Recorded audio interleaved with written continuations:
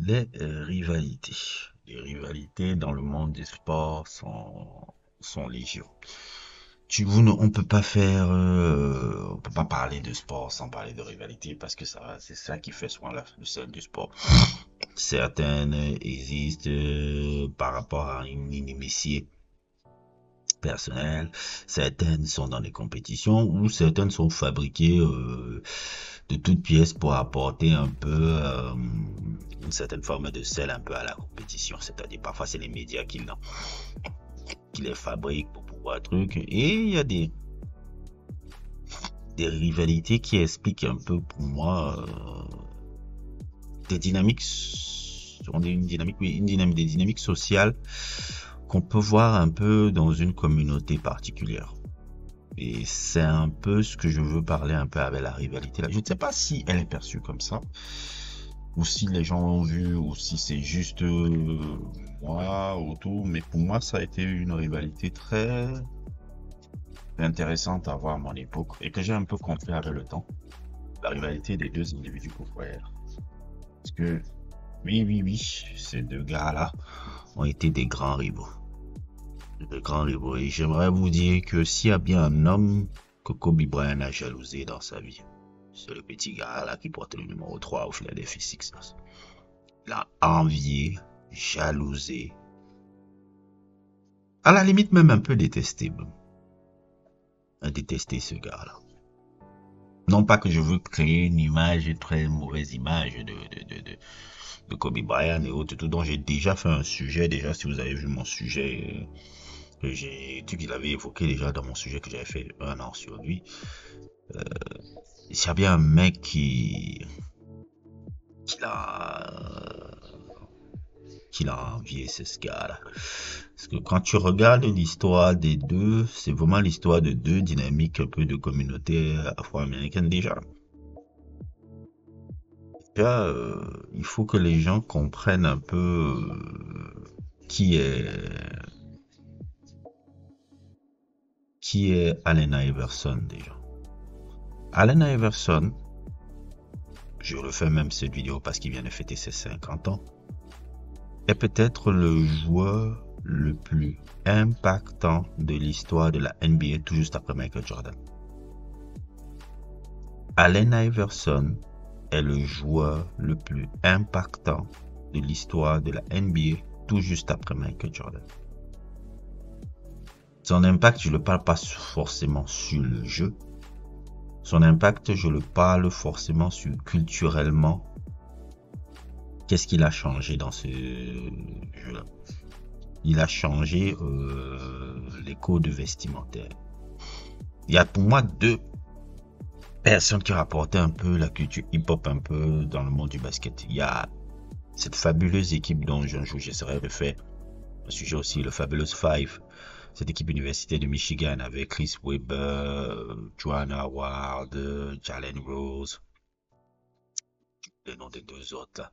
Donc, il y avait même l'ancien, même dans cet effectif là aussi, il y avait l'ancien agent de Kobe Bryant qui était la Rob Pelinka, qui est maintenant un des, comment on appelle ça, un des dirigeants un peu des Lakers actuellement. Rob Pelinka aussi était dans cette équipe à l'université de Michigan qui apportait les codes de hip-hop littéralement dans le monde du basket. Mais il y a Allen Iverson aussi. Allen Iverson a tout changé. Pas forcément sur le bien, pas forcément sur le bien. Le sleeve, que vous voyez là, les tattoos, l'habillement hip-hop, les cornrows, tout ce style-là que vous voyez là maintenant et autres, tout, c'est Allen Iverson. Vous voyez tous les bras, tous les basketteurs que vous voyez là ont plus ou moins l'héritage de Allen Iverson dans son look vestimentaire. Et bordel, faut le dire, lui et David Stern, c'était un peu la bagarre par rapport à ça. Parce que lui, il ne voulait pas se conformer à autre et tout, à une éthique comment on appelle ça, une éthique un peu vestimentaire et tout. Il voulait qu'on accepte le truc, mais le mec était tellement bon sur le terrain qu'il arrivait au truc. C'est un personnage un peu avec un parcours très particulier. mais pas une mère célibataire. Un gars qui était beaucoup plus prévu à devenir un grand joueur de football américain qu'un basketteur. Le basket, ça a été sa deuxième option. Après qu'il ait eu cet incident un peu judiciaire et tout, là, qu'il a privé de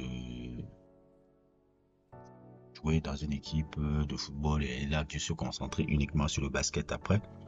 C'est quelqu'un qui était parmi les au lycée, parmi les gars qui pouvaient être recrutés parmi les gars qui pouvaient être recrutés parmi les gars qui pouvaient être recrutés All-Star au football américain. Il était très doué. Il était hyper doué au football américain. C'est pour ceux qui ne savent pas un peu. Saw Allen Iverson at your introductory press conference. Obviously one of the GOATs. Going back in time a little bit, you know, you think it's true that he might have been a better quarterback than you back in the day? Yeah, no doubt. He was, man. You just go look at his film. It probably is not a lot out there, but I've seen him in person. Like, he's super athletic, dual threat. You know, whether he could have done it in college, I think he would have to gain some weight. I think he could have. It's crazy, man, because you're talking about a guy who was way ahead of his time on the football field, too. I think he won a state championship in football and basketball. I never done that, so I can't say I was as great as him.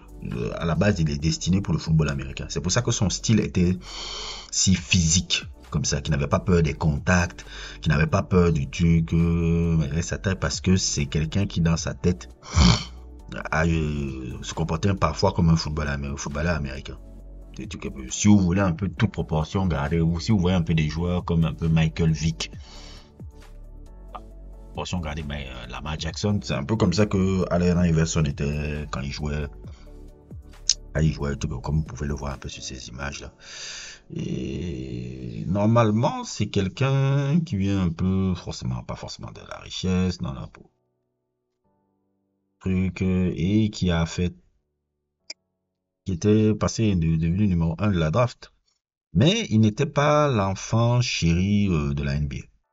C'est-à-dire que David Stern, quand il voyait ce gars, il disait, mon Dieu, ça c'est tout ce que je déteste, on amène le ghetto dans mon produit, celui-là c'est vraiment le mauvais, comment on appelle ça, le vilain petit canard qui s'agite. Donc moi je vais essayer un peu de l'emmerder ce mec. Je comment on appelle ça, je synthétise un peu, mais c'est en gros un peu ce qui représentait un peu la NBA. Et puis il y a l'autre là, Kobe Bryant. Kobe Bryant, c'était l'enfant chéri de la NBA. L'enfant chéri de la NBA. Rappelez-vous, quand vous regardez même les médias à l'époque, essayer de faire le truc quand il vient, le truc, il était vraiment sponsorisé. Déjà, c'est un mec qui vient de famille aisée, on va dire. Ça, c'est ça qui est paradoxal. Il vient de famille aisée. Il a été élevé par un père et une mère, Joe Bryant, qui était un joueur de basket américain et tout, qui à un moment donné est parti en Italie, et il a grandi en Italie. Il a beaucoup plus passé les premières années de sa vie en Italie avant de revenir aux États-Unis, où il a joué à ce lycée, là, j'ai oublié, c'est le lycée de Maryland. Où il est devenu une légende dans ce lycée-là avant de se lancer directement et autres, puisque lui fait partie de ces jeunes joueurs qui ont quitté directement le lycée pour aller à NBA. Lui, Kevin Garnett, Tracy McGrady, et le dernier que je peux dire, ça peut être encore qui y avait lui, Kevin Garnett, Tracy McGrady et Jermaine O'Neal. Je crois que c'était les premiers joueurs qui faisaient ce saut direct là, qui ont un peu fait ce saut direct là, qui n'ont pas de truc, alors qu'à la base c'est quelqu'un qui était prêt à partir à Duke. C'était là où il était destiné à la base. Il devait partir à Duke et tout, et il est parti en NBA. C'était un peu l'enfant chéri de la NBA. On le vendait déjà comme le nouveau Michael Jordan. On faisait beaucoup de promotions dans le truc.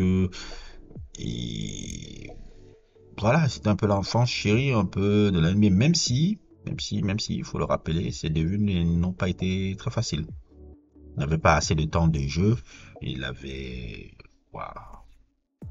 pour les 2 ou 3 premières saisons avec son premier coach Del Harris et autres, donc il ne le faisait pas jouer.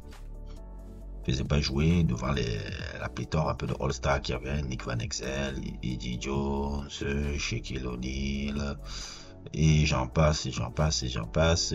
Kobe Bryant qui n'était pas forcément très bavard, qui n'était pas truc. Voilà, donc c'est quelqu'un qui avait le background un peu social, un peu très aisé.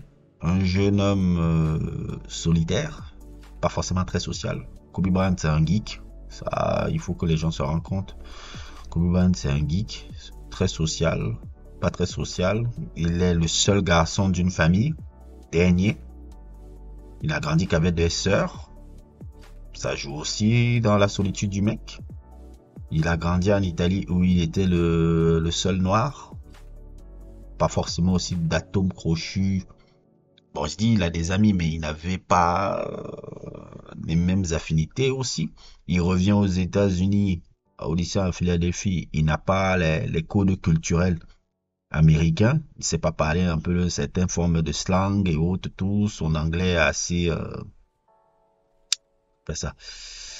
Son anglais est assez rudimentaire. Il n'a pas les slangs, il n'a pas les codes. Il reste la plupart du temps seul.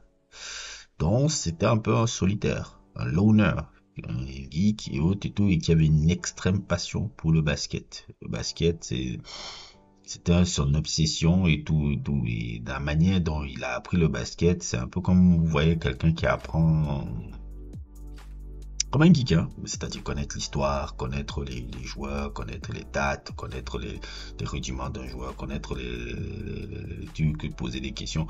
Et je dois avouer que sur ce plan-là, en lisant ce fabuleux bouquin que je vous recommande beaucoup, là, Mamba Mentality, The Way of How I Play, quand j'ai lu ça, je me suis reconnu un peu sur le personnage que je n'appréciais pas au début, hein. Avant ça, moi, je n'aimais pas toujours le personnage, mais quand j'ai lu, que j'ai découvert un peu qui il était et tout, et tout, et tout, et tout, j'ai vu le geek que je ne voyais pas, que je n'apercevais pas encore, et c'est exactement ça, parce que dans son processus qu'il avait et tout, et c'est ça qu'il faut souvent que je dise aux gens. Quand vous regardez un personnage, et c'est intéressez-vous au processus de comment il est devenu. C'est plus passionnant que de regarder seulement les trucs et tout. Dans le processus de comment il est devenu, ce qu'il est devenu, je me suis reconnu beaucoup en lui sur cette obsession de connaître un peu l'histoire des domaines qui l'intéressent, l'obsession un peu de comprendre les domaines qui l'intéressent dans ses plus profonds détails. J'ai profondément connecté, j'ai dit geek, directement et tout. Et c'était très passionnant de voir ce bouquin-là. Et donc, c'est un peu le profil du personnage. C'est que Allen Iverson n'est pas, comme je dis déjà, Allen Iverson, le basket, c'était pas vraiment son premier amour. C'était le football américain. Mais il était doué là-dedans et il avait la rage de s'en sortir financièrement en faisant ce truc-là. Il est venu avec ses propres codes, son propre style, un style qui ressemble à personne, hein.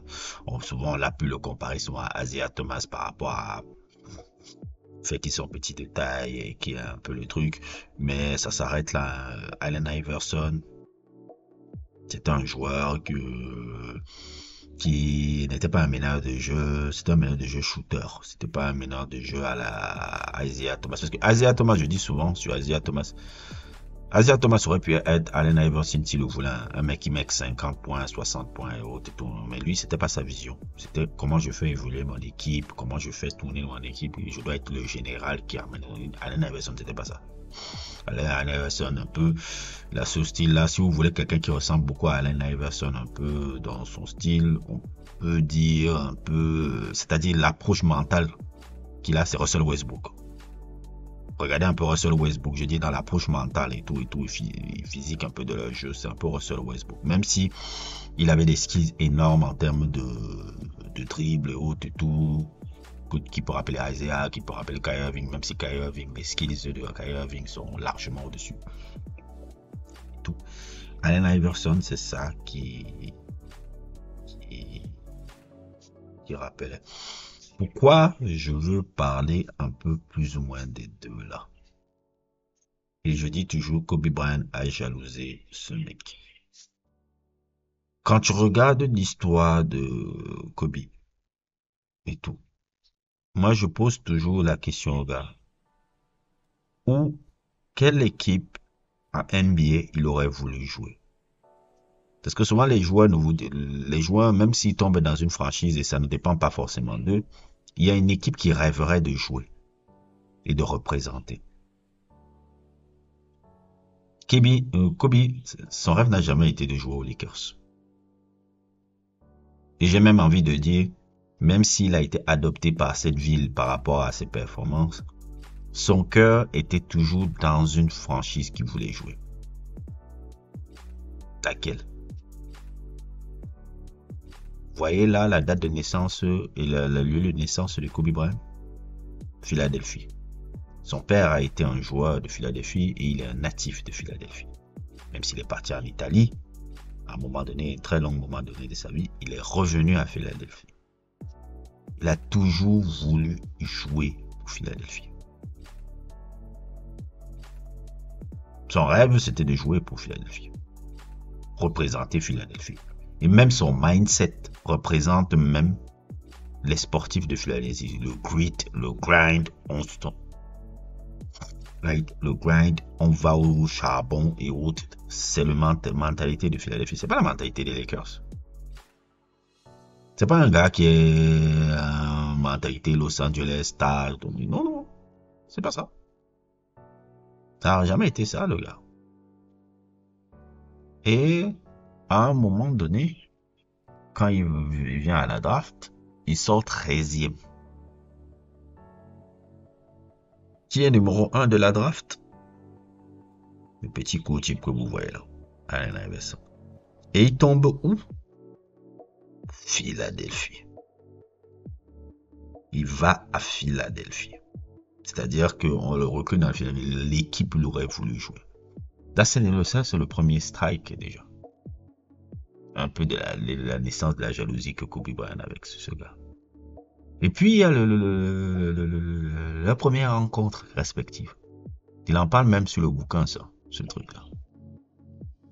La première rencontre, c'est-à-dire pas la première rencontre, mais la première rencontre le premier match en NBA. Le premier match en NBA, Kobe Bryant est au banc. Puis tout, il fait juste une entrée, il fait 2 shoots, il marque ses 2 premiers points. Et c'est tout et tout. Il n'est même pas titulaire encore dans l'équipe. Le premier match d'Allen Iverson, il finit avec 33 points. Kobe Bryant est dans son hôtel. Il voit la performance de Allen Iverson. Il casse tout dans son hôtel. Il casse complètement tout. Je ne suis pas en train de raconter des supputations. C'est écrit noir sur blanc sur sa biographie là. Voilà, ça apparaît là. Il casse tout ce qu'il voit. Il dit c'est pas possible. Non seulement le gars là est numéro 1 de la draft. Non seulement le gars là joue dans la ville dans laquelle je suis né. Mais en plus, il est dans cette...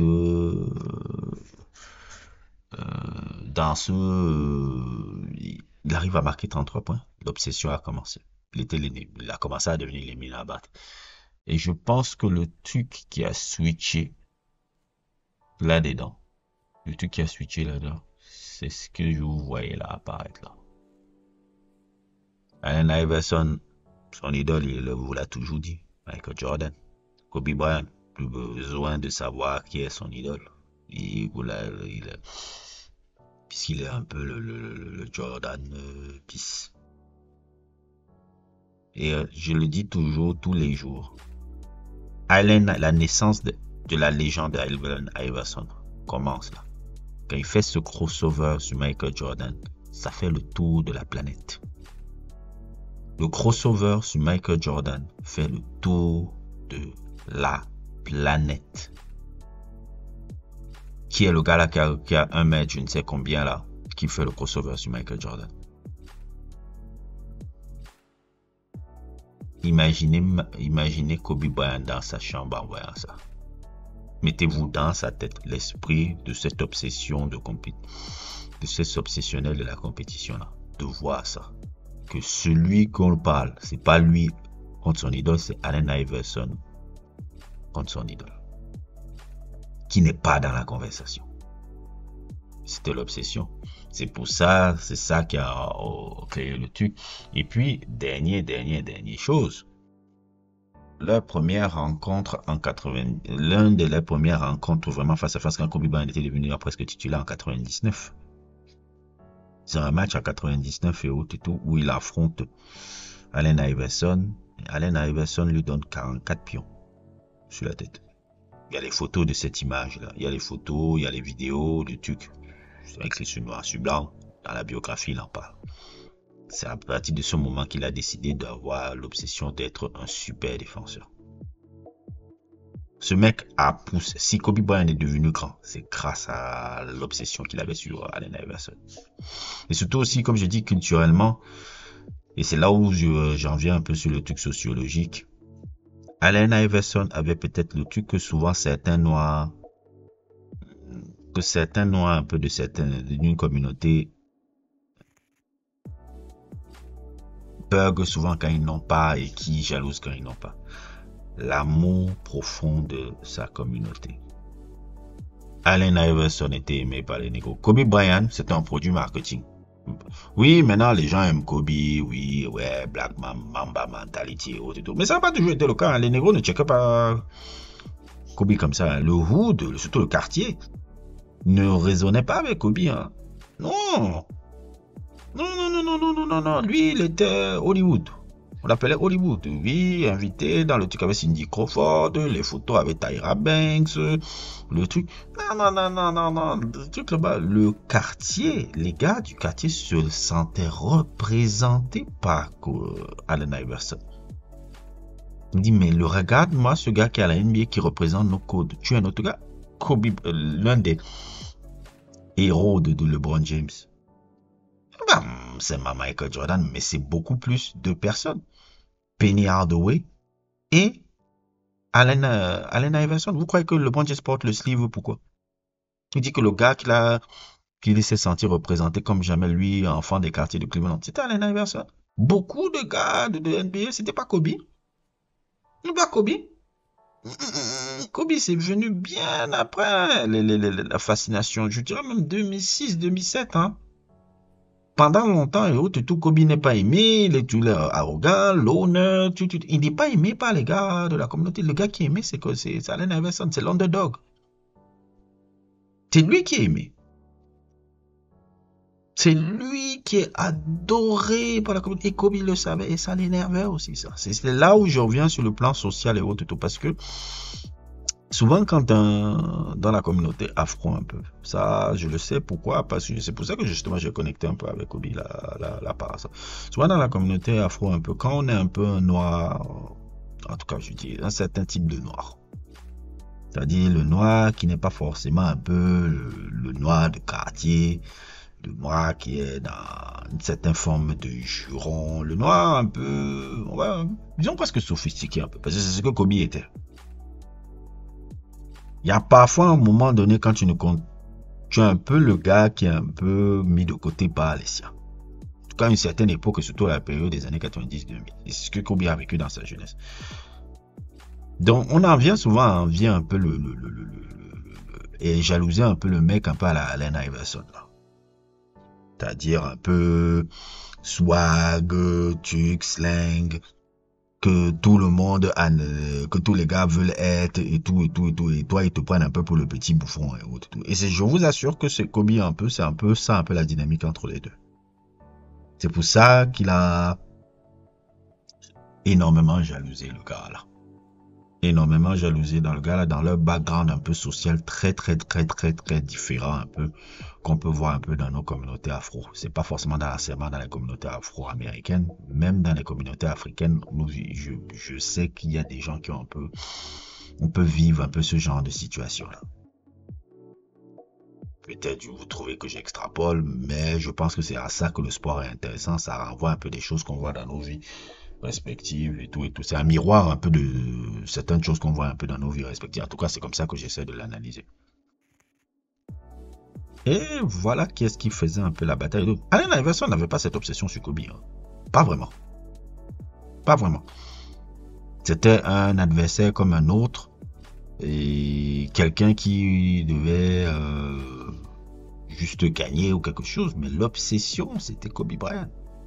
C'était l'obsession même presque à la haine. Hein. Presque à la haine. Et c'est ce que vous voyez même à la fabuleuse saison de 2001. De 2001 contre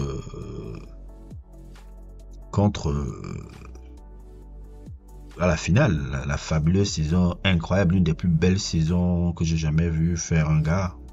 Allen Iverson qui a failli créer l'inimaginable.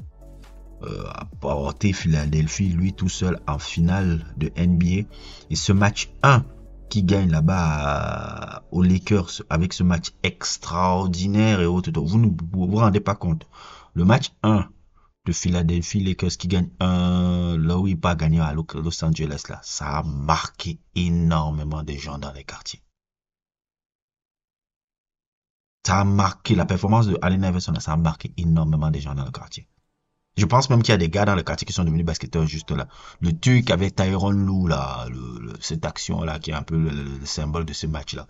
Et autres, tout ça est énormément marqué. Je le crois, les Steven Jackson, beaucoup de gens, certains épaules, les Carmelo Anthony, autres et tout, ça a marqué toute cette génération là. C'est là où il a été devenu le héros pour beaucoup de gars du quartier. Et Kobe Bryant le savait. Il le savait, lui qui était déjà champion NBA, mais qui était toujours sur la... Comment dire un peu le mot, l'ombre un peu de Shaquille O'Neal, parce que c'était Shaquille O'Neal qui était un peu la star et que lui, on ne voyait pas ce qu'il avait apporté pour moi, alors que pour moi, c'était même pas que... C'était des co-stars, c'est beaucoup plus qu'autre chose aussi, parce que Kobe Bryant, il a beaucoup apporté à l'équipe des Lakers, là, énormément, même Indiana, la finale contre Indiana, là, c'est beaucoup plus, même lui, hein, le match 5 là, c'est lui qui fait un peu la différence et tout. Donc, voilà ce qui caractérisait les deux. Et s'il y a encore un moment donné, quelque chose un peu qui a montré un peu la tristesse de Kobe Bryant par rapport au fait que Allen Iverson avait quelque chose qu'il n'avait pas. Rappelez-vous un peu de All-Star 2002 là, à l'époque où il devait revenir, ça devait se dérouler au Philadelphie. Et on faisait même déjà des magazines où Kobe Bryant on disait ah il revient dans sa ville, il porte même le maillot de son père, des Sixers, il fait des interviews en disant que oui c'est ma ville, c'est etc. C'est tout ce que j'adore, Philadelphie c'est mon cœur. Et que le moment où il vient annonce un peu son nom dans le truc de All-Star Philadelphie. Son nom est hué comme jamais. And Kobe with 31 points to lead the way. Just under 5 remaining in fourth. Let's go over to Jim with Kobe. Marv, I'm sitting over here with Kobe. Kobe, you have 31 points. You are from Philadelphia. I find it unbelievable that the fans are booing you here. Does that hurt your feelings? Yeah, my feelings are hurt, man. I mean, I'm just out there trying to play and have a good time, and yeah, my feelings are hurt being from Philadelphia. What do you think the reason is? Is it simply because you're a Laker? What can you pinpoint, if anything? Your dad played here. You had your number retired at Lower Merion. They've said here that they would boo Santa Claus, but it seems to be a little ridiculous. Can you pinpoint why? No, I don't know, but you know, all I can do is just go out there and continue to play and have a good time and support the city, in which I started my basketball career.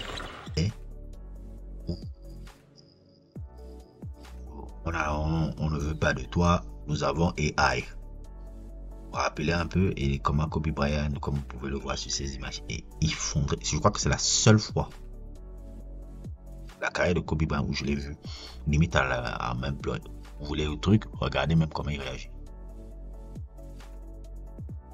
Il était presque même en la voix tremblotante parce que le fait que à Philadelphie on ne l'accepte pas et tout et c'est que c'est AI par rapport. Bon, il y a aussi eu si pour il y a aussi des phrases qu'il a dit un peu à l'époque de la finale de 2001 qui était un peu pas aussi catholique aussi sur Allen Iverson, sur beaucoup de choses, beaucoup de jalousie et autres et tout, et les gars de Philadelphie lui faisaient payer ça et autres tout dans ce All-Star Game là qu'il a était à deux doigts de pleurer. Il était à deux doigts de pleurer. Comme vous l'avez vu dans la vidéo, hein, je n'invente rien. Moi, quand je parle des choses, je me documente avant de parler. Hein. Ça c'est des choses que je me suis documenté depuis des années. Hein. Ce que je vous parle là, c'est pas des trucs de 2 semaines. J'essaie d'en parler sans essayer de faire trop dans du documentaire, mais juste dans des conversations, comme une conversation entre amis, quoi. Et tout pour que ça soit beaucoup plus, comment dire, ça soit beaucoup plus intime un peu. Cette vidéo, c'est un peu pour ça. Je ne sais pas de faire trop dans du documentaire. Ça l'a détruit.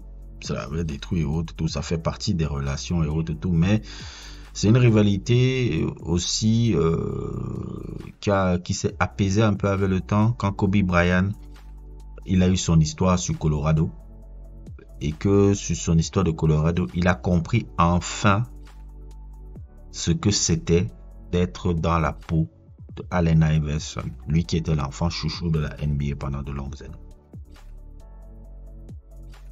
Lui qui était l'enfant chouchou de la NBA pendant de longues années, avait l'affaire de Colorado où on l'avait accusé soi-disant de viol ou quelque chose comme ça.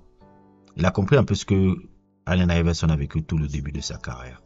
Et c'est là où la relation des deux, même si elle n'est pas forcément tombée dans une amitié profonde, elle est tombée dans un respect mutuel assez intéressant parce qu'il a compris en fait, waouh. Donc c'est comme ça que la NBA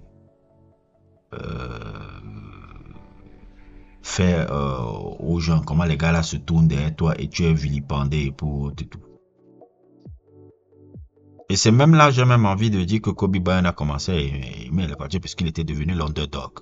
Ah, il est truc en justice, nanani, mais le gars, il vient quand même marquer 40 points, 50 points. C'est là où je pense l'amour de Kobe, ça commence à partir de là. Hein. À partir de 2004 et à partir de 2004-2005, son histoire de justice la viole. C'est à partir de là que l'amour de Kobe vient là, voilà, quand on voit un noir attaquer, vous connaissez les négros. À partir de là où l'amour des négros vient sur Kobe et autres, tout. Et lui qui était toujours très très très hard avec Allen Iverson souvent dans les médias en disant oui, il y a des habillements qu'il faut pas faire, il faut respecter le code éthique avec un certain habillement, toujours faire des réflexions et quand même ça arrivait, même l'histoire de Colorado, Allen Iverson il a dit il a un peu je trouve qu'il a été très très classe même. Il a dit moi je croyais que c'était l'enfant chéri. Et il a dit mais je vais pas mal commenter et tout parce que je sais ce que ça fait d'avoir les médias. Allen Iverson, vous vous rendez pas compte à quel point là les gens font on l'aime. Allen Iverson, c'était ennemi public numéro 1. Le style pour le truc, bon, avec quelques problèmes aussi judiciaires, on va pas avouer, c'était pas un saint. Et il a mangé, hein. Il a mangé. Il représente David Stern, le gars a fait une propagande terrible sur le boy là. Même si parfois c'était un peu cherché.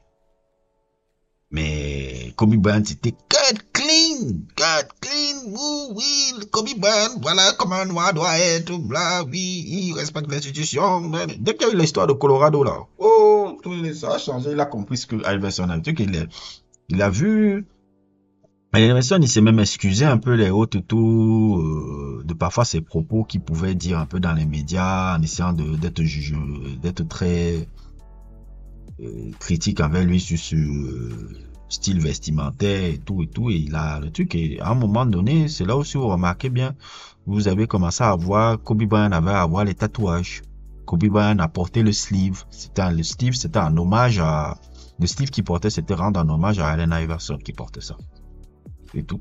Et la relation a devenue dans les deux et même à un moment donné qu'on était au crépuscule de la carrière de Allen Iverson, on lui demandait quel a été le gars qui l'a marqué. Il m'a dit Allen Iverson. À l'époque, en 2010, quand on disait bon, il dit oui, c'est lui. On oublie que Allen Iverson a été incroyable dans cette ligue-là.